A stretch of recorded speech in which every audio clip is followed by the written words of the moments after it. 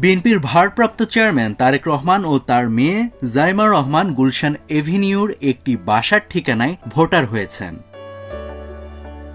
EC সূত্রে জানা গেছে ঠিকানাটি হচ্ছে বাসা নম্বর NED 3B, ward number 19, Gulshan Avenue, post code 1212। এই ঠিকানাকে স্থায়ী ঠিকানা হিসেবে উল্লেখ করা হয়েছে, আর বর্তমান ঠিকানা উল্লেখ করা হয়েছে ধানমন্ডি 15 নম্বরের আবাসিক এলাকার একটি বাসাকে।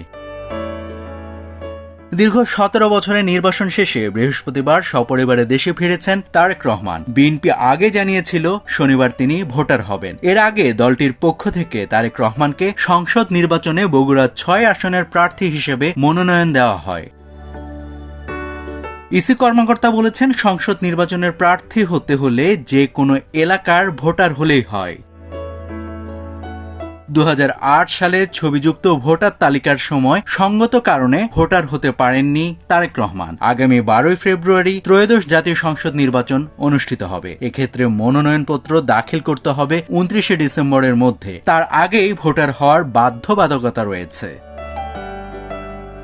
শনিবার দুপুর 12:20 দিকে মা জুবাইদা রহমানের সঙ্গে আগারগাঁও নির্বাচনী প্রশিক্ষণ ইনস্টিটিউট ETI ভবনে আসেন জাইমা রহমান। নিবন্ধন সম্পন্ন করে বেরিয়ে যান 1:15 দিকে।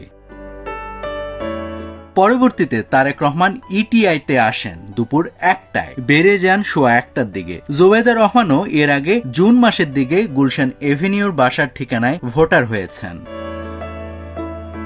নাভিদ হাসান, সোনালী নিউজ।